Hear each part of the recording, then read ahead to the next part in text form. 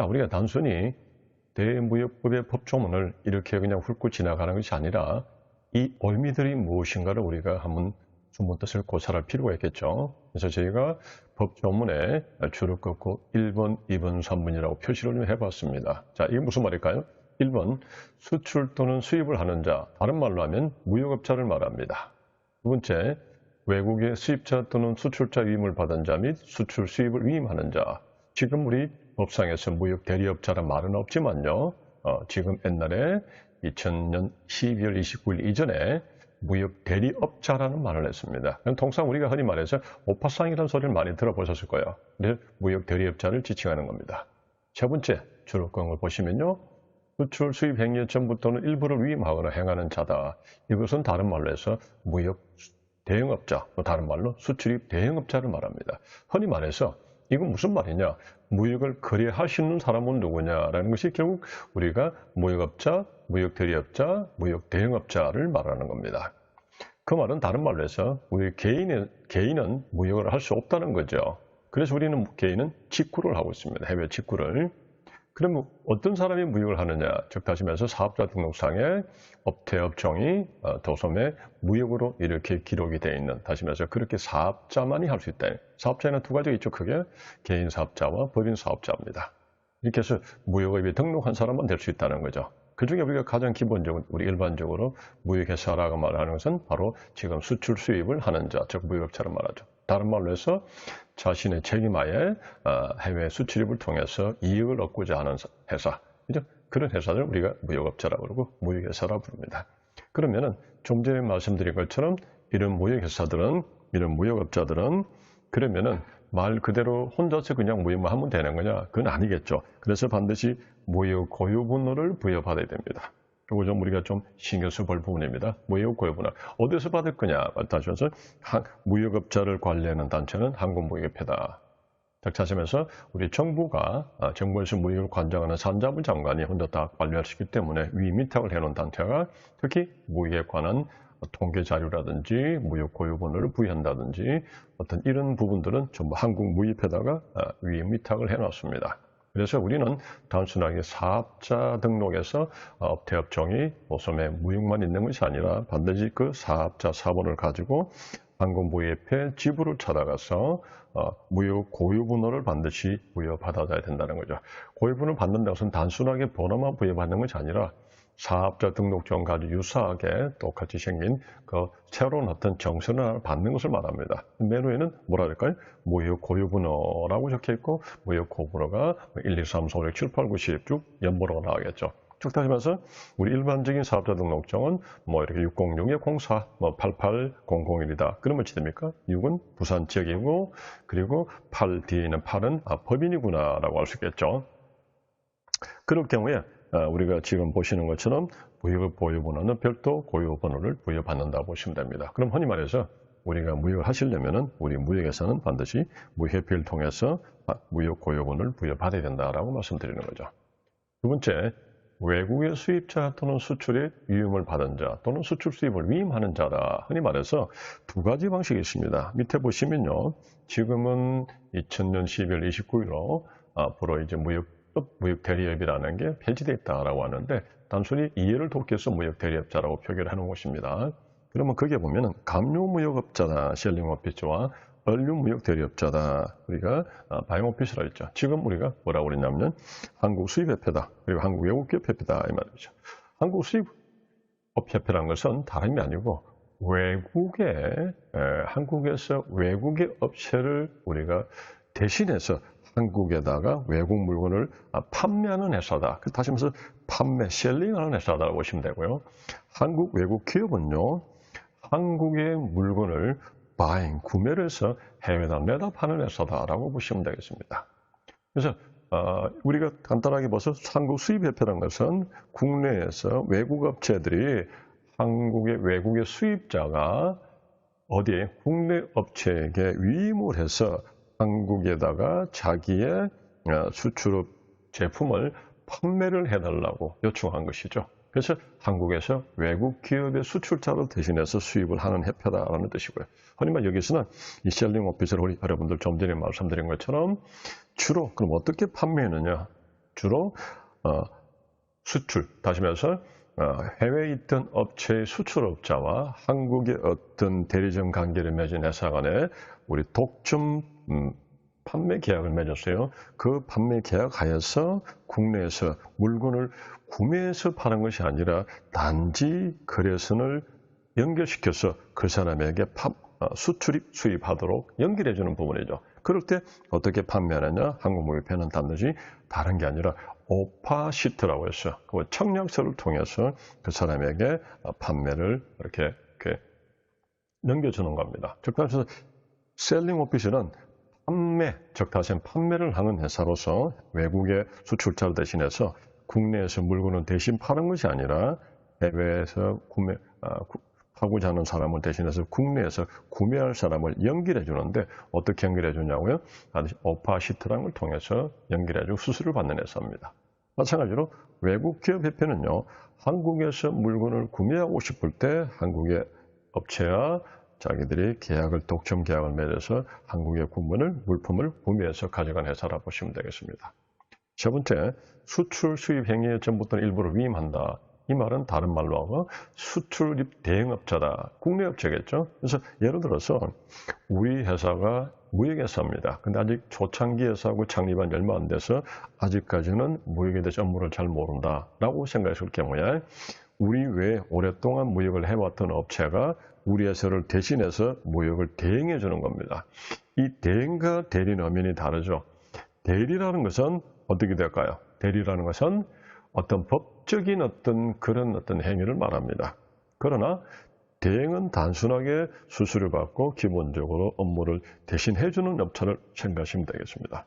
그래서 대행이란 내가 새롭게 만든 우리 무역회사가 아직까지 무역 업무하기에는 힘이 든다면 우리 회사가 자체적으로 처리를 못하니까 이런 수출입 대행회사를 통해서 우리 회사 수입을 대행해 주십시오라고 말을 하는 거죠. 거기에 대해서 일반적으로 상호만 빌려주는 역할, 여러 가지 종류가 있습니다만 첫 번째는 단순 수출 대행이란 뭐냐면 우리 회사 자체가 무역을 잘 모르니까 이 회사 명의로 어떤 선적서를 꾸며준다든지 또는 수출입을 통해주는 그런 단순한 수출을 통해서 수수료를 받는 걸 말합니다.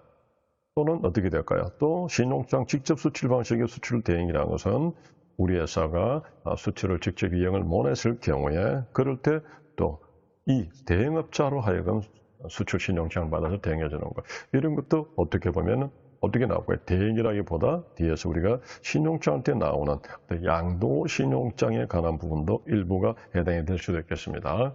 그리고 세 번째, 금융지원 방식이란 다른 게 아니고요. 우리가 수입을 하면은 앞에 뒤에서 나오겠지만은 어떤 현금 거래를 하든 또는 신용장 거래를 하든 자금이 있어야 되겠죠. 현금이 없다. 또 그는 신용장이 예를 들어서 오픈할 때는 신용장도 활용해서 담보금이라는 게 필요합니다.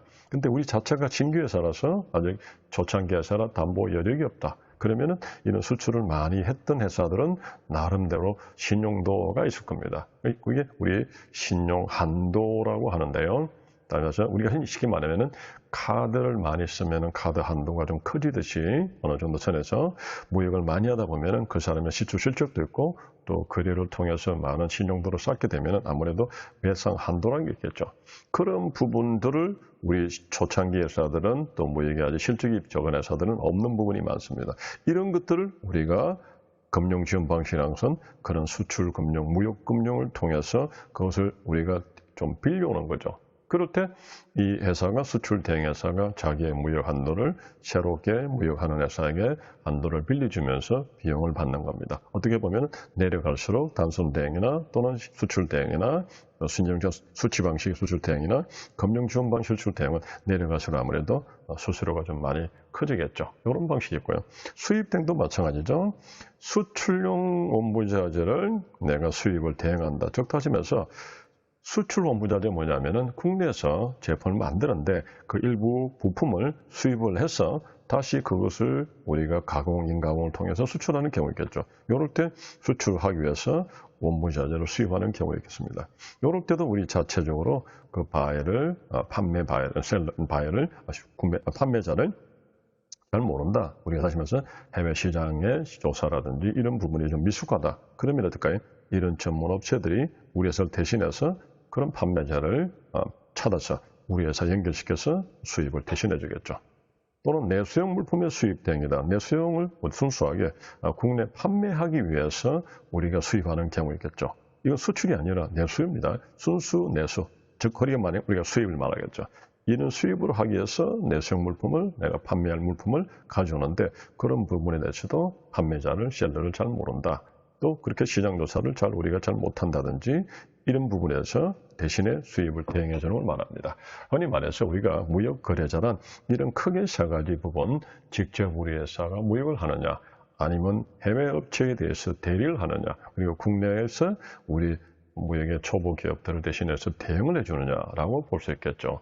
이런 부분에서도 우리가 좀 보시면요, 이런 부분에서도 우리가 단순하게 이런 무역 대리업자라든지 무역 대행업자만 부족한 게 아니고 조금 더 전문적인 분야에 있죠. 다시 말해서 제품이 일반 공산품이 아닌 전문품일 경우는 아무래도 수출하기가 쉽지가 않습니다. 이래서 우리가 전문 무역 상사 제도라는 걸 우리가 이렇게 발족하는데요. 2009년도에 종합무역상사 제도가 폐지가 됩니다. 흔히 말해서 종합상사들이, 실제 종합상사들이 아무래도 현대니, 삼성이니, LG니, 매스캔이 많았죠. 이런 업체들이 자체적으로 해외 지사라든지 이런 부분이 많다 보니까 정보도 많이 앞서 있고, 그래서 우리 중소기업들이 이런 수수료를 주고 종합무역상사에다가 수출 의뢰를 많이 했었죠. 그런데 아무래도 이제는 많이 2000년, 2010년 들어와서 인터넷이라는 게 많이 발달함으로 해서 우리 중소기업 자체에서도 수출을 할 수 있는 그런 역량들을 많이 갖추게 됩니다. 그래서 2009년부로 종합무역상사 제도가 폐지되면서 일반적으로 우리 중소기업들이 자체적으로 무역할 수 있도록 그런 어떤 많이 활용을 도와주고 있죠. 그런데도 특수 전문 분야에서 우리가 전문 어떤 제품들에 대해서는 아직도 우리 중소기업들이 수출을 자체적으로 하기에는 아직 역량이 많이 부족합니다. 그래서 이런 중소, 중견 기업들의 해외 판로를 지원하기 위해서 만들어진 제도가 전문무역상사라고 보시면 되겠습니다. 한때 7대 종합상사들이 지금 또 우리가 전문무역상사로 발돋움하고 있죠. 그래서 현재까지 우리 삼성물산을 비롯해서 전 세계 전국에 한 236개 정도 기업이 지정되어 있는데요. 재밌게도 이마트도 전문무역상사로 등록되어 있다는 게 우리가 좀 재밌는 부분입니다. 자, 그러면 전문무역상사 역할이 주로 어떤 거냐면 첨단 산업 제품이라고 보십니다. 첨단 산업이다. 첨단 산업이라니까 뭐 대단한 산업이라고 생각하지 마시고요. 일반적인 정보통신이라든지 또는 전자기계, 기계 소재, 생명과학이라든지 이런 정밀과학 그리고 고기능 수산업 이런 부분에 대해서는 아무래도 그런 소재라든지 제품들을 수출입하기가 쉽지가 않겠죠. 이런 것들은 우리가 수출을 대행해 준다. 그리고 우리가 지원해 준다라고 생각하시면 되겠습니다. 그 중에 우리가 흔히 좀 쉽게 말하는 생명과학 제품 중에 하나가요. CFC 대체 물질인데요. 이것이 무엇이냐면은 냉장고에 들어가는 냉매입니다. 이 냉매가 CFC 물질이 들어가 있는 우리 냉장고는 국내 수입을 못하게끔 되어 있죠. 그래서 CFC를 대체하는 물질을 만든다든지 또 고기능성 섬유에서는 우리가 가장 많이 쓰고 있는 여러분들이 일상에 쓰고 있는 안경 닦개 있죠. 이런 섬유들도 고기능 섬유입니다. 그래서 너무 그렇게 어려운 부분은 아니지만은 또 어려운 부분도 있고 일상에서 많이 취하는 그런 부분도 있는데요. 이런 부분들, 흔히 말해서 이것을 첨단 산업 제품들을 대신해서 해외 판로를 확보하고 지원하기 위해서 만들어진 제도가 전문무역 상사 제도다라고 보시면 되겠습니다. 자, 그러면요. 우리 무역은 그러면 종류는 어떻게 있는가라고 한번 보겠습니다. 무역의 종류라는 것은 흔히 말해서 직접 무역과 간접 무역이 있죠. 직접 무역은 뭘까요? 우리 회사가 직접 해외 수출입을 하는 겁니다. 수출상과 수입상이 서로 간에 직접 1대1 매매 계약을 체결해서 거래를 이해하는 것을 말하고요. 일반적인 우리가 말하면 직수출이다, 직수입이다 이런 말을 하죠. 근데 간접 무역은 뭐냐? 우리가 크게 말해서 좀 전에처럼 수출 대행도 간접 무역일 테고요. 그리고 또 간접 무역이라는 것은 내가 직접 수출입이란 1대1 거래에서 흔히 말해서 바로 거기에 대한 물품을 주게 되면 대금이 우리가 상응하는 대금을 지급받아야 되는데 그렇지 않고 우리가 물건을 맡겨놨더니 팔아서 팔리면 돈을 주고 안 팔리면 돈을 안 주는 이런 방식도 있죠. 이거 우리가 위탁 판매 방식이라고 합니다. 이런 방식들은 내가 직접 수출자가 수입자를 통해서 판매하는 것이 아니라 누군가를 한 사람을 경유해서 물건을 파는 방법이 있죠. 이런 것들을 우리가 흔히 말해서 간접무역이라고 부릅니다. 그런 간접무역을요. 자, 우리가 대외무역법에서 흔히 말해서 우리가 앞에서 잠깐 언급을 했었죠. 대무역법과 그리고 외국환거래법 그리고 관세법이라고 말씀을 드렸습니다. 이런 대무역법상에서 특정거래 형태라고 말하는 부분이 있습니다. 특정거래는 다름이 아니고요. 수출자, 수입자와 1대1 거래, 직거래가 아닌 그런 특수하게 정해진 형태의 거래, 흔히 말해서 대무역 11가지를 우리가 말하고 있는데요. 이런 거래들을 우리가 특정거래 형태라 이렇게 부르고요. 이런 특정거래 형태는 아무래도 내가 간단하게 좀 전에 말씀드린 것처럼 위탁을 하게 되면은 국내에서 위탁 판매를 하게 되면은 돈이 국내에 있겠지만 해외 위탁하게 되면 어떻게 될까요? 물건은 해외에 나가버렸죠. 그러면은 물건을 팔 만큼의 돈이 들어와야 되는데 돈이 안 들어왔을 경우는 잘못하면 문제가 생길 수 있겠죠. 이런 것들을 나름대로 관리할 필요가 있겠죠. 그래서 우리가 산자부 장관이죠. 우리가 그것을 특정거래 형태는 인정을 한다 그럽니다. 허가는 승인을 하는 것이 아니라 인정을 하는데 인정기간은 통상 1년을 봅니다. 자, 그래서 이런 부분들을 특정거래 형태라고 보시면 되겠습니다. 첫 번째가 위탁 판매 수출이다. 수탁 판매 수출이라고 내놨죠. 그러면 수출과 수입이란 말을 좀 빼고요. 그러면 우리가 흔히 이렇게 한번 봅시다. 자, 그러면요. 우리가 그림을 한번 그려보겠습니다. 국내에서 A라는 회사가 어류를 내가 판매를 하는 제조해서 판매하는 회사입니다. 근데 이 회사가 중국에 이렇게 내다 팔고 싶은데 아직은 거기에 대한 정보라든지 여러 가지 어떤 판매 루트라든지 이런 걸 잘 알 수가 없어요. 그래서 중국에 어떤 B라는 회사가 이런 회사가 아무래도 중국에서는 어류를 전문으로 판매하는 그런 회사입니다. 그러면 우리 둘이서 계약을 맺겠죠. 계약을 맺어가지고 자, A를 대신해서 B가 대신 팔아주는 그런 계약을 합니다. 이럴 때 어떻게 할까요? 한국에서는 물건이 나가겠죠. 그래서 내가 물건을 팔아주려고 요청했으니까 위탁 판매가 되겠죠. 그죠? 내가 A 입장 위탁 판매입니다. 그럼 위탁 판매인데 우리 대무업에서는 뭐라고 이야기하냐면은 여러분 일반적으로 또 쉽게 생각해도 물건이 외국으로 나갔죠. 나가는 것은 뭐랍니까? 수출이라고 합니다. 그래서 우리가 흔히 말해서 위탁 판매 수출이라고 부르겠죠. 그럼 반대로 우리가 B라는 입장이 어떻게 될까요? 위탁 판매를 내가 했는데 위탁이 아니라 이럴 때는 위탁이라 하는 게 아니라 나는 맡겼지만 A는 이 사람은 받을 숫자를 써서 수탁이라 소리 하겠죠. 수탁을 했습니다. 받았습니다. 받을 숫자. 물건 팔아달라고. 수탁 판매를 요청받은 거죠. 이럴 때 자기 입장에서는 해외에서 물건이 들어온 거죠. 그래서 수탁 판매 수입이다. 이렇게 이야기하고 있습니다.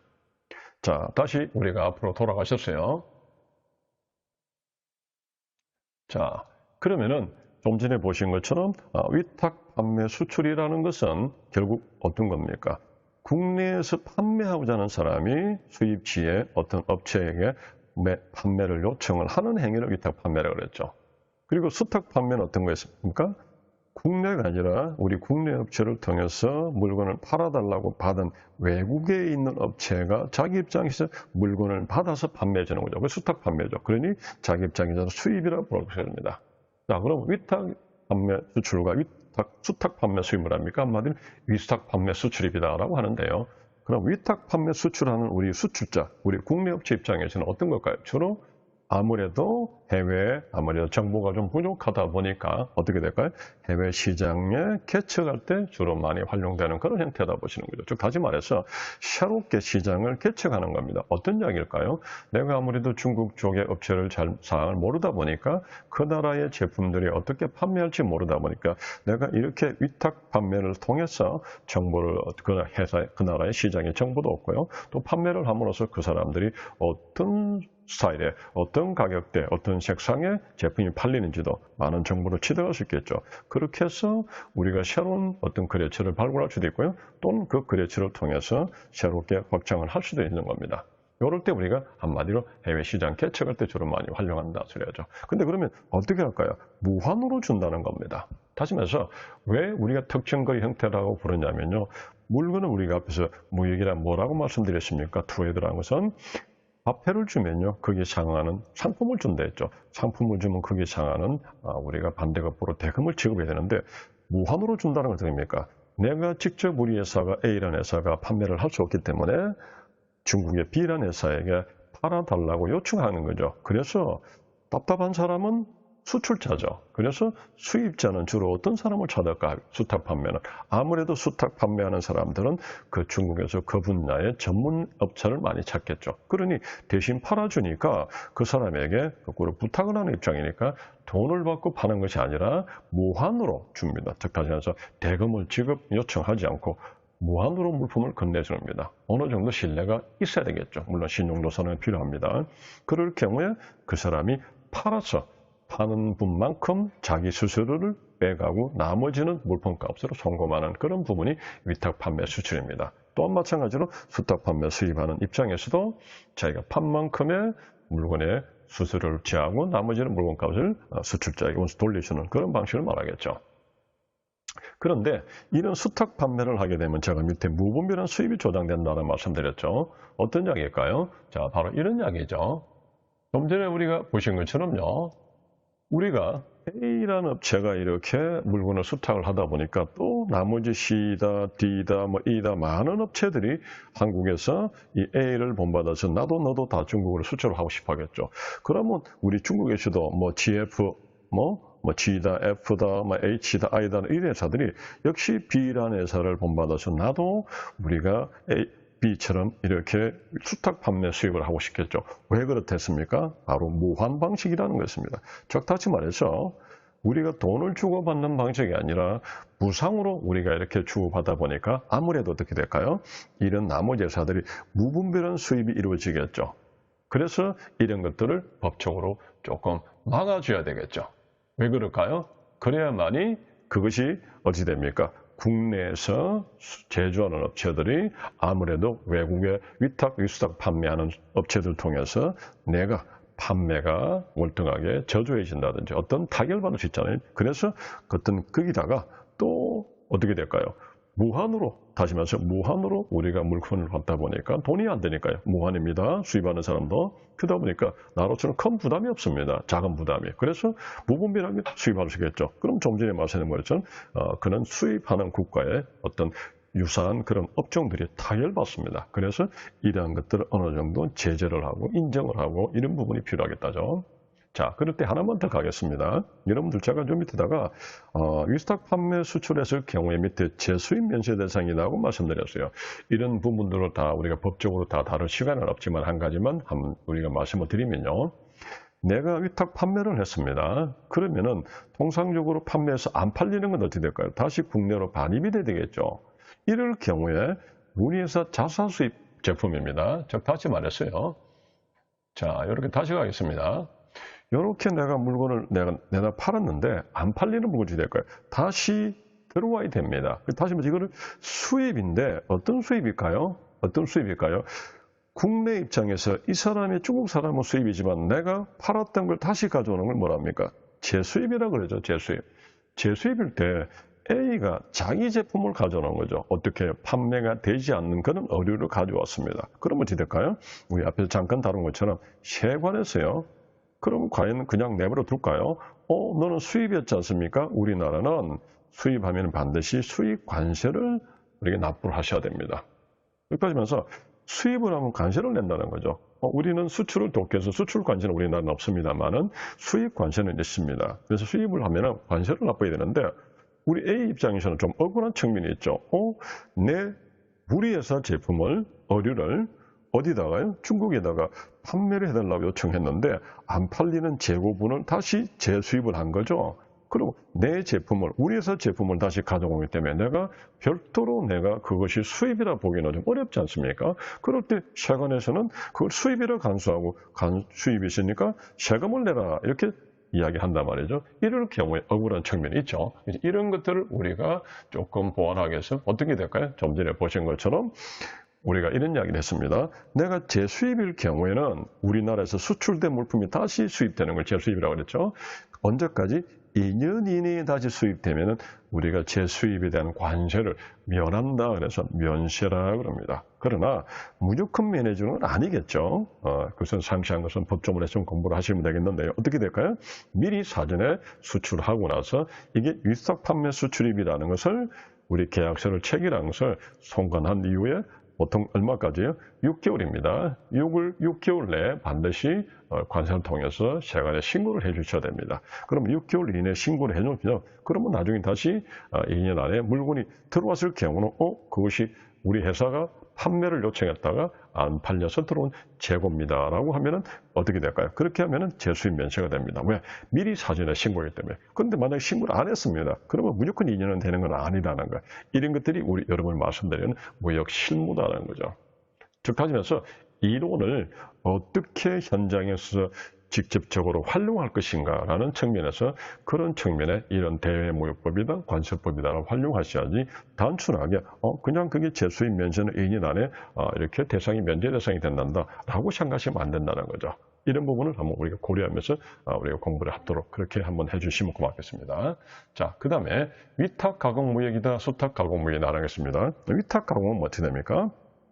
우리가 가공을 해달라고 맡기는 거죠. 가공을 해달라고. 이럴 때 주로 우리가 많이 맡기는 입장은 어떻겠습니까? 아무래도 노동력 외국의 저렴한 노동력을 활용한다든지 이런 부분에 또 외국의 고도 기술을 활용하는 경우도 있지만 대체적으로 우리나라 국내에서는 외국의 저렴한 노동력을 활용하는 경우 많은 경우가 우리가 방글라데시에 의류를 이렇게 인가무 시킨다든지 또는 잘 아시겠지만 얼마 전까지 개성공단에서 우리가 인가무를 많이 요청했었죠. 이런 경우를 우리 입장에서 나가면 위탁 가공 수출이어 소리라고 보통 이것도 위탁 가공 무역이라는 이런 표현을 많이 합니다. 이럴 때 이제 가공하는 방식이 여러 가지 있겠죠. 우리가 그냥 주문자 방식의 OEM 방식이 있다면요. 또는 우리 기술을 우리가 위탁받는 회사가 다시 말해서 위탁을 받는 회사가 다시 수탁하는 거죠. 위탁받은 회사니까 수탁 회사가 어떻게 할까요? 그 사람이 자기 기술이 있다면요. 그 기술을 거기에 가미시켜가지고 아무래도 단순 주문자 방식인 OEM보다는 조금 더 내가 수탁 비용을 더 많이 받아내는 방식이 하나 있겠죠. 이렇게 ODM 방식이 있습니다. 우리나라가 그럼 이 세 가지는 어떤 거냐면 우리나라가 초창한 게는요. 그런 기술이 크게 없다 보니까 주로 우리가 기술이라든지 또는 해외 영업력이나 브랜드력이 없다 보니까 OEM 방식으로 저는 많이 수출합니다. 지금도 그런 게 많이 있죠. 해외 OEM 방식으로 많이 주문자 생산 방식으로 해서 제조만 해주는 거. 제조 능력은 있고 많이 있는데 왜 우리가 뭐라 그럴까요? 해외 홍보한다든지 그런 브랜드에 대한 판매망이라든지 이런 브랜드 가치를 높일 만한 그런 비용이 여러 가지 여건이 안 되는 경우죠. 예를 들어서 나이키가 자체적으로 생산 공장이 없다 그러죠. 애플도 마찬가지입니다. 그럼 그 사람들의 나이키 신발을 OEM으로 생산해주고 애플의 제품을 우리가 중국의 대만의 폭스콘이라는 회사가 OEM으로 생산해주겠죠. 그런데 왜 거기에서 멈출까요? 왜냐하면 애플처럼 나이키처럼 그만큼 많은 비용으로 홍보를 하고 브랜드 가치를 높일 만큼의 그런 자금이나 여력이 부족한 회사가 차라리 우리는 제조의 강점이 있으니까 제조만 하겠다고 판단되면 오직 OEM 방식으로 제조를 하겠죠. 그런 OEM 방식으로 하게 되면요. 어떤 문제일까요? 아무래도 생산 단가가 많이 떨어지는 그런 문제가 있습니다. 그래서 우리 회사 자체적으로 기술을 가미시켜서 조금 더 크게 돼서 주문자 생산에서 조금 더 업그레이드된 그래서 그 기술료를 더 받아내는 방법. 그래서 제조업체 개발 생산이다 그러죠. 이런 것이 대표적인 여러분들 보시면요. 국내에서 어떤 게 있느냐면요. 코스맥스라든지 한국 콜마 또 특히 여러분이 좀 아시는 가방 회사 시몬드라는 회사가 있습니다. 이런 회사들은 주로 국내에서 자기들이 어떤 디자인을 해서 원단을 개발해서 오히려 큰 그런 유명 회사들, 명품 회사들에게 오히려 그런 디자인과 그런 원단들을 제공해서 그네들에게 주문을 받는 거죠. 그래서 아무래도 디자인 개발, 원단 개발을 시몬드가 많이 합니다. 그래서 이 회사가 전 세계 유명 브랜드의 3분의 1 정도를 ODM 생산한다라고 할 정도죠. 그렇게 한다라고. 또 DM은 뭡니까? 그렇게 우리가 OEM을 하다가 기술을 또 축적해 ODM을 가다가 더욱더 나중에는 우리 현대자동차라는 현대라는 자체 브랜드, 비즈니스죠. 브랜드, 자체 상품, 자체 사업 이렇게 해서 삼성도 또 우리가 현대도 SK도 LG도 자체 나가죠. 여러분 아시겠지만 한때 삼성이 우리가 우리가 TV를 만들 때요, 팔리지 않았죠.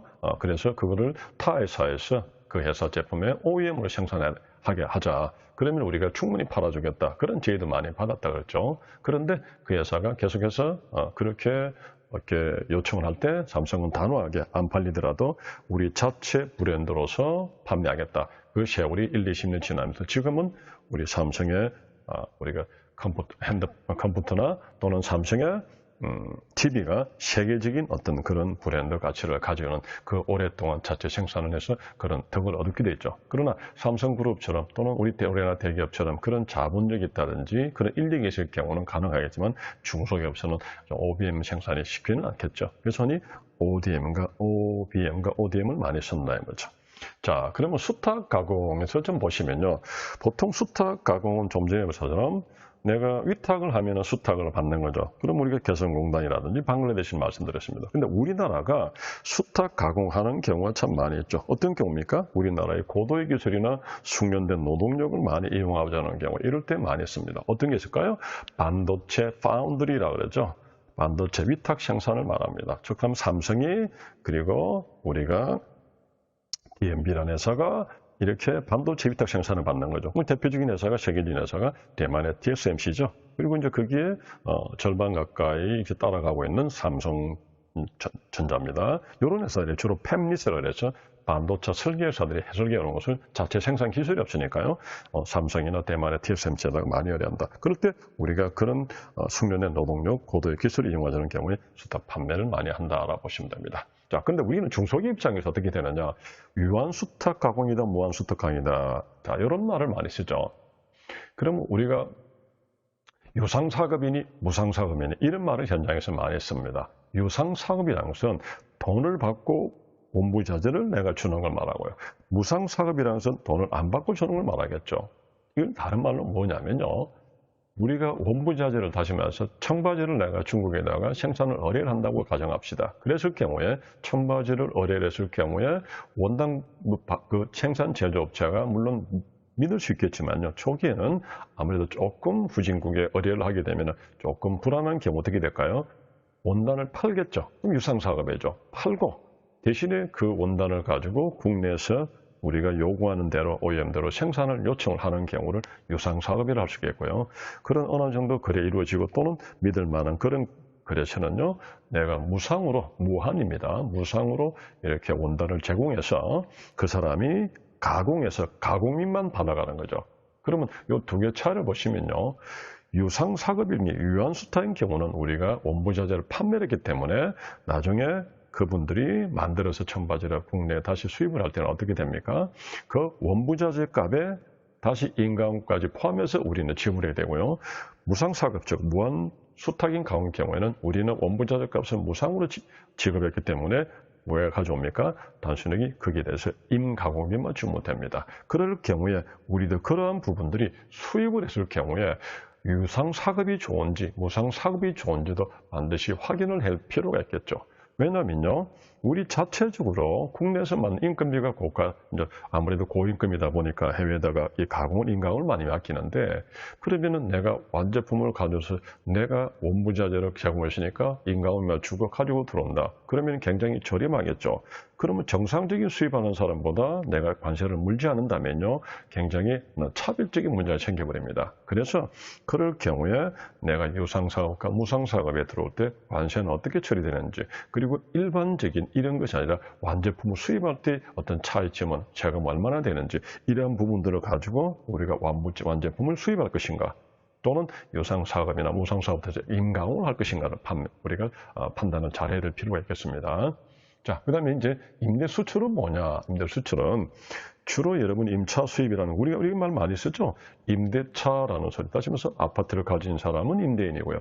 아파트를 빌리는 사람은 임차인이죠. 그래서 임대하는 사람은 빌리 주니까 수출이고요. 임차하는 사람은 빌리 가니까 수입이겠죠. 결국 수입은 외국하고의 격지적 간의 물품 매매 행위다 보니까 국내에서 해외로 물건이 이동하면 수출이고 해외에서 물건이 들어오면 수입이겠죠. 이런 경우에 주로 밑에 보시면 생산수수를 많이 수입할 때 씁니다. 생산수수란 뭐냐면은 우리 중소기업들이 아무래도 밑에 보시는 것처럼 단일 물품의 가격이 크다든지 또는 라이프 사이클, 수명의 좀 주기가 상대적으로 짧은 그런 물품을 이 온 설비를, 그 생산 시설을 많은 돈을 주고 구매하기는 쉽지가 않을 겁니다. 아무래도 자금 압박이 되죠. 그걸 완화하기 위해서 어떻게 될까요?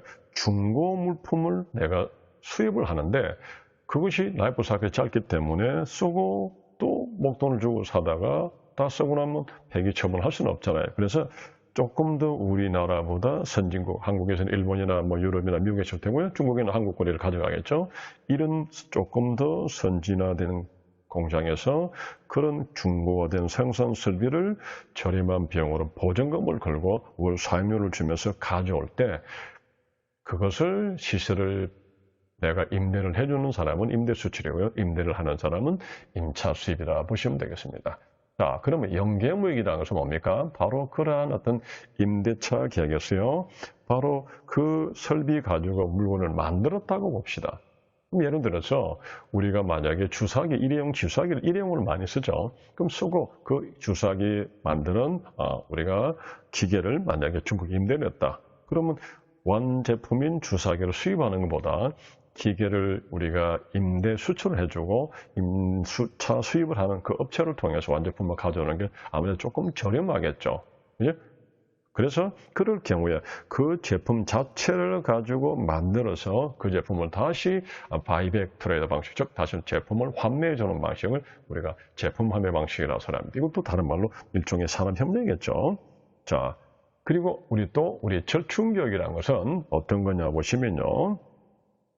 우리 여러분들 잘 아시는 것처럼 떼제베라는 게 있죠. 떼제베가. 이 떼제베가 프랑스산 우리가 기차입니다. 여러분이 지금 타고 계시는 것은요.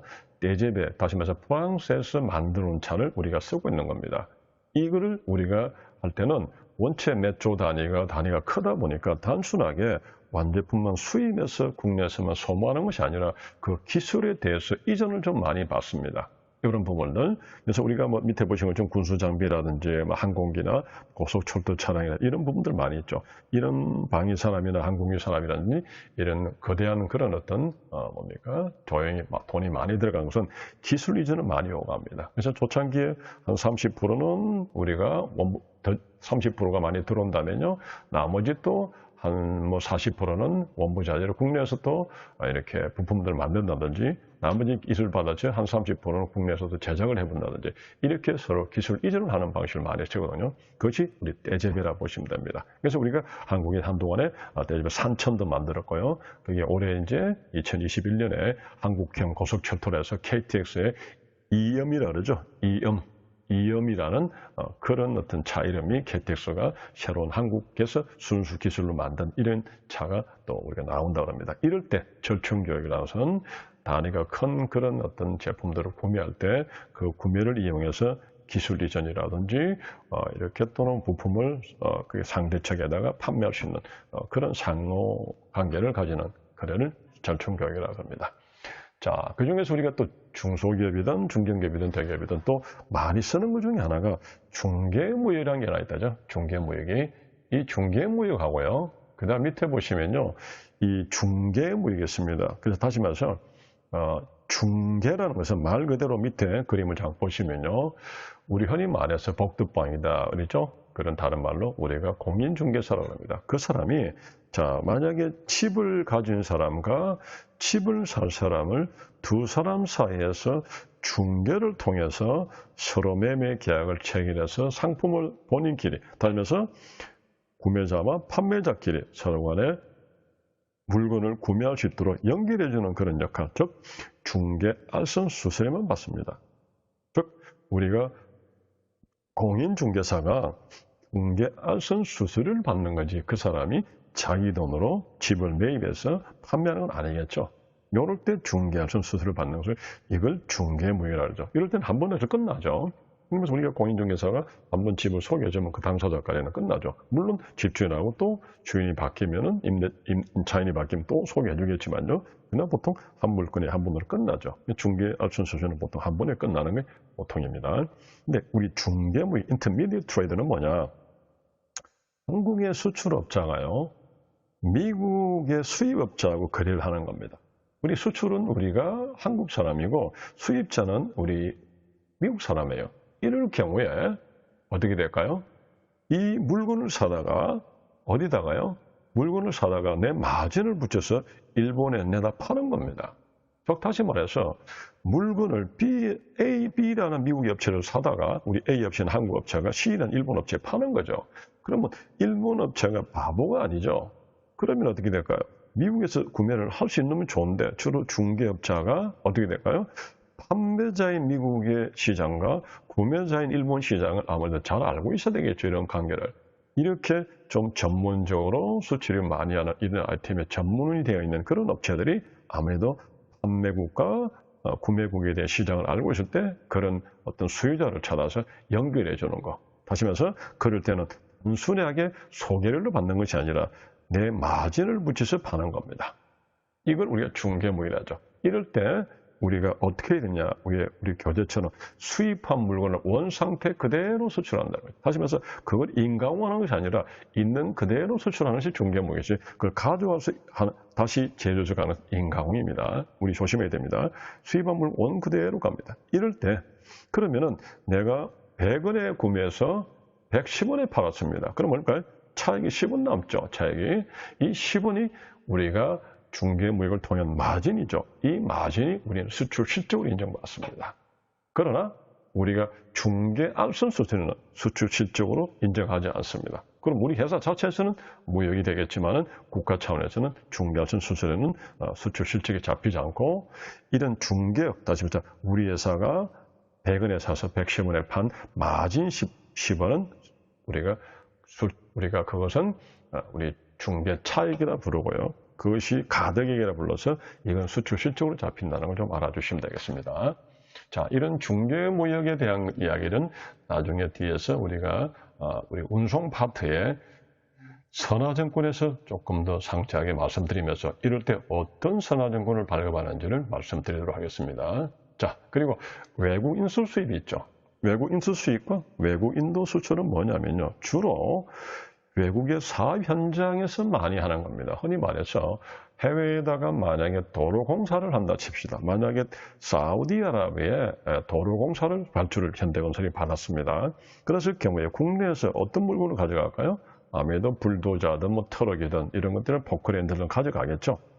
그렇게 해서 우리가 가져가서 현지에서 가져가서 우리가 공사를 시작할 겁니다. 그죠? 그런데 현지에서 가져갔는데 우리 국내에서는 생산하지 않는 그런 대형 이렇게 트럭이라든지 아주 다른 그런 어떤 그런 원부자재가 있겠죠. 그런 것들은 외국 현지에서 내가 수입해야 되겠죠. 그것을 외국 인수 수입이라고 부르고요. 그리고 외국 인도 수출은 뭐냐면 우리가 공사가 다 끝났죠. 끝나고 나면은 그 기자재, 포크레인, 불도저 트럭이라든지 이런 것들을 다시 몇 년씩 쓰고 중고화된 제품을 다시 국내에 가져올 때는 아무래도 운송비가 아무래도 덩치가 크다. 운송비가 많이 들겠죠. 그 운송비를 주고 가져와서 국내에 쓰는 것보다 차라리 해외에서 조금 더 나은 가격으로 판매하는 게 좋겠죠. 그걸 뭐랍니까? 외국에 있는 현지에서 바로 외국 사람에게 파는 것을 외국 인도 수출이라고 부릅니다. 자, 그리고 무한 수출이라는 건 뭐냐면요. 흔히 말해서 여러분들이 우리가 무한으로, 다시 말해서 무상으로 이렇게 내가 샘플을 주고 받는다든지 이런 경우에 또는 여러분이 선물로 받았다든지 이사 화물이라든지 이런 거 있죠. 이런 무상으로 받은 그런 어떤 샘플이라든지 이런 것들은 무한 수출입이라 보시면 됩니다. 이 11가지가 그럼 무한 수출해서 한없이 우리가 샘플을 무상으로 받을 수 있느냐? 그건 아닙니다. 그래서 우리나라는 어찌입니까? 우리가 그 가격으로 약 250달러입니다. 다시 말해서 이럴 때는 물품 가격이냐, 과세 가격이냐로 따지는데요. 과세 가격으로 250불까지, 위아래로 250불까지는 무한 수출로 인정하지만 나머지는 샘플비가 과세가 250불이 넘어가면 세금을 부과시킵니다. 여러분도 좀 알아두시면 좋겠죠. 이렇게 11가지를 우리가 토탈 둘러서 우리가 다른 말로 뭐라고 그럴까요? 직수출이라는 간접 수출로서 뭡니까? 특정 거래형태 수출입이다. 이렇게 말을 하고 있습니다. 자, 여기까지 이강을 마치겠습니다.